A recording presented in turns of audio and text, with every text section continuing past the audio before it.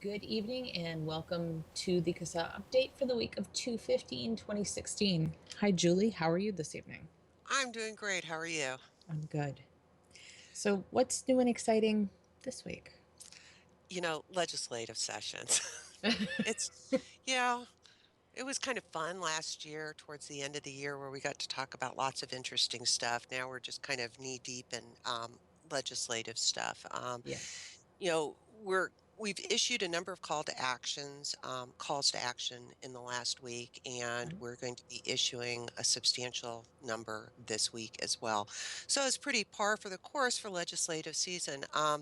Alaska is a potentially really troubling one. They're looking Okay. at a proposed 100% wholesale tax on everything, not just liquids, but liquids and hardware, which would just simply ruin the entire industry out there. Brick and Yes. mortars would just close up shop. We've got a real challenge, I think, with legislators to help them understand that, the brick and mortar shops are particularly sensitive to these taxes, because they've got a business location there, Yes. and they provide an incredibly valuable service to consumers. True. And I think a lot of legislators have in their mind that they're giving the shaft to big tobacco when they Hmm. pass these taxes, and they don't understand. Oh no, the tobacco companies pretty much just absorb it, Yeah. and well, they don't absorb it. I mean, really, they absorb it by passing it along to us, but it Right. it doesn't really cause much of a misstep for them. Whereas this kind of stuff is just ruinous. If you imagine a $100 device being subjected to 100% wholesale tax. It would just devastate things. So we've got a real challenge, and we've issued the call to action. They've got a hearing tomorrow. One of the really nice things about Alaska is because it is such a large state, Hmm. people are they actually set up a process for people to participate in these hearings via teleconference, and Nice. that really is nice. They do try to actively involve their citizens, and so we would absolutely encourage people to take advantage of this. We have issued a call to action. If you live in Alaska and you did not receive it in your email, check your spam filter and make sure that your address is up to date with CASAA, because we did send out an email on the call to action yesterday, and then a Hmm. secondary smaller one on Alaska today. So um, compare and contrast Alaska with Washington State, whereas Alaska, I guess, really does try to involve its electorate. Washington does not. And the Washington House of Representatives quickly did a pretty nasty amendment to a bill, and then pushed it to the floor for a vote, all within the matter of a few hours. And it seems to me that it was done specifically to avoid having consumers and businesses, stakeholders, have an Yes. opportunity to offer input. And, we see this from time to time, and it's pretty crappy. I never fail to get upset by it. It is I used to be a practicing lawyer, and I understand strategy. You do things at the last minute, you keep things quiet. It's a strategy when you're in litigation.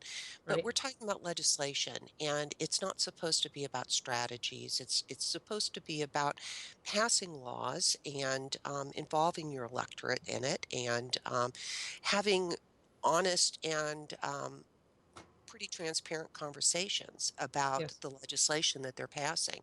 So this kind of stuff just really ticks me off. But we'll be issuing a call to action probably in the next several days that will be addressed to the Senate, because it is not over yet by any Okay. stretch of the imagination. It just had some issues with the House, and Right. it was flavor ban restrictions, sampling ban, labeling, internet sales bans. There was no tax, from what we understand, so that Huh. was a small thing, but whatever. Right. We're also expecting to be issuing a call to action on West Virginia in the next week. Several bits of legislation going there, including a proposed 7.5 cent per milliliter tax on e-liquid. Um, Maryland, we're anticipating a call to action again this week on a proposed tax of 30% wholesale on devices and liquid. And it's continuing along the theme of taxing the hell out of these life-saving products. Pennsylvania, the tax is back again in the governor's budget because Again? this thing has been, I don't know, it's been a yo-yo. It's in one day, it's out the next, in, out, in, out. Um, and it's back in again. So we'll be updating the call to action again this week. Boy, Pennsylvania, just really, we're fortunate though because we've got some very passionate and engaged advocates in Pennsylvania. Yes. SFATA has a very strong Pennsylvania chapter, so industry is very on top of things there, which makes life a lot easier. Yes. Um, Vermont, we issued a call to action in the Right. past week, indoor vaping ban. Um, Georgia is, well, wait, before I get to Georgia, sorry, I'm not nearly as organized as Alex is. Utah, we've got a proposed tax and some other legislation, and we're expecting to issue the call to action as soon as it gets scheduled for a hearing. So now I'm going to scoot back up to, so this is like all this bad news, bad news, bad news. I hate Right. doing the bad news. So I'm going to give you some good news. Georgia, we had, and I don't know if you guys talked about this last week. Georgia had some introduced legislation that was every bit as bad as Indiana's was last year in terms of these Oh, yeah. just ridiculously overreaching regulations that were basically de facto bans because if you cannot comply with the regulations or the rules that they put forward, then you Right. can't sell your product. So Indiana is currently in litigation and it's pretty nasty. Well, so what happens? Georgia pops up with pretty much the same bill. There were some differences, but not many. And you know, I Alex and I were talking and we decided that this was pretty much just a different shade of lipstick on the same pig. So so that sounds like really bad news, but here's the good news. We found out about it quickly. Um, there's an industry group in Georgia, Georgia Smoke Free, and they were very engaged, and we Mm. were very engaged, and we all acted super quickly, and you know, especially with the consumers, there was such an incredible pushback so quickly that it kind of derailed things. And at the last minute, it was set for a hearing very quickly. At the last minute, the bill was pretty much gutted, so that at this point, it is a fairly benign bill that just makes some definitional changes and not much more. Now, that's Right. not to say that this issue is dead Mm-hmm. because, like Pennsylvania, these things coming, they come in, they go out, they come in, they go out. The language can be tacked onto something else. So we're Yes. still very engaged in Georgia, but that really is good news and a strong indication that your voice actually matters. Yes. It really does make a difference. We had more than 1,000. I think I'm right. I think it was more than 1,000 Georgia residents Wow. respond to the call to action, which is Amazing. yeah, it's pretty tremendous. They've been ready. I think the Georgia Vapors have been ready to step up and deal with it.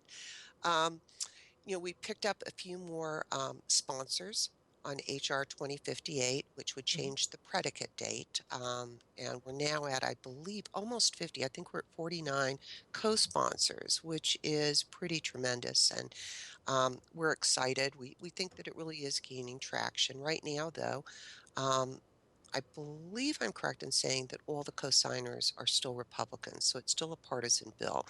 And we think that's a shame because tobacco harm reduction should not be a partisan issue. I mean, Absolutely. you know, all all legislators should be interested in helping people reduce their risk and safeguarding access to low risk products. So, we're hopeful that some of the sponsorship will broaden out, but we continue to see it gaining traction, which is pretty exciting. Yeah. Um, Chicago, we issued a a call to action for people in the Chicago area. And I know that you and Alex have talked about Chicago Hmm. numerous times, but I'm going to say it again because I'll tell you, just as I get griped out by legislators that pull sneaky tricks to Right. try to get things passed without their constituents having an opportunity to speak, I also get pretty ticked off by so-called public health, you know, these Chicago Department of Public Health lying to people and Yes. misinforming them, all in an attempt to justify um, a ruinous tax, just Yes. ruinous. And we're Hmm. seeing businesses really being put through the ringer in Chicago. And, it's easy enough for us to talk about, well, Chicago, they can just move outside of Chicago. And there is some truth to that. And people who live in the Chicago area certainly can go to the suburbs to do their shopping. But I think it's important to remember that the people who are not particularly mobile are people who don't have much money. Yeah. And smokers are very heavily represented among this group. So, what they're doing is not only making it outrageously expensive for people who don't have much money and who are smoking, they're also making it almost impossible for them to access any of the products other than the stuff being sold at the convenience stores. And that's pretty egregious. So if you live in the Chicago area, do check out our call to action and let people know what you think about that. Yeah. And I guess just a few other things. We sent out our newsletter Hmm. last week. Yeah. So again, if you didn't get your newsletter, check your spam filter because we send out a lot of emails. When we send it to the entire membership, it's a big bulk email. We're almost, I want to say we're at 133,000 members, maybe Wow. 134,000. Now we don't email all of them. Some of them have opted out of emails, but most get them. So sometimes it'll get caught in your spam filter. Other times people think they've joined CASAA, but they haven't. Right. So they should check on that. Hmm. And then, the other two things I wanted to mention, I'm sorry, it's like the stream of consciousness, but I'm actually looking at my notes here. Um, the two big things that we're really pushing right now, registering to vote Hmm. and the testimonials. And the registering to vote, I know that you guys have talked about this probably ad nauseum, but I want to throw in my little pitch on this too. It is not difficult to register to vote. In fact, 23 states allow you to register to vote online. I mean, Hmm. that easy.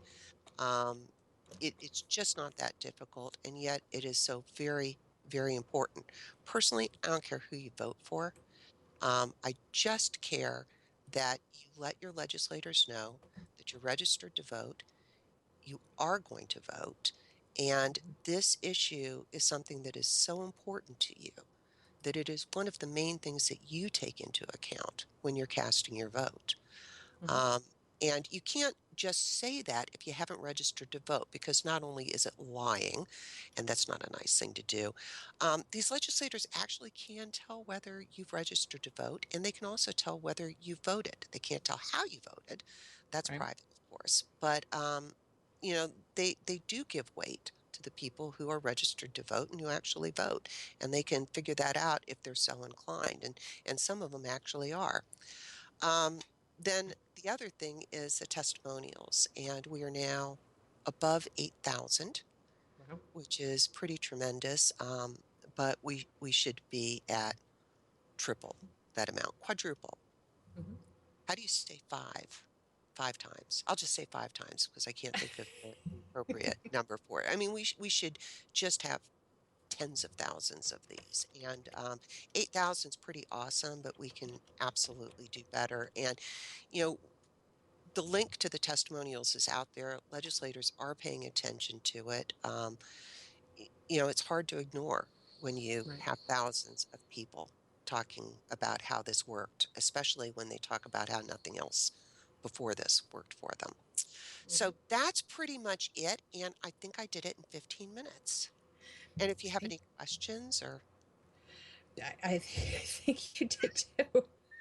I just I just threw it all out there. I'm just not as good at this as Alex is, so I apologize. Oh, no, no. But yeah, okay, so I just got the note. Yes, I made it to 15. So anyway, well, thank you so much for having me on, and next week you'll have Alex back, Okay. um, who's much better at this than I am. No, no, Yeah, you're he both really is. good at He is. He's much better at this than I am, and that's okay. I don't mind. it. Anyway, listen, thanks a lot, guys, and we'll have the notes on the blog up tomorrow, hopefully, so people can check out links. But just real quick, if you're in Alaska and you're listening to this, stop listening right now and go find the call to action because you really need to respond like now, and then Absolutely. you can catch this on rebroadcast. Okay. Mhm. Okay. Thanks, Julie. Thanks, guys. Bye. Good night. Bye.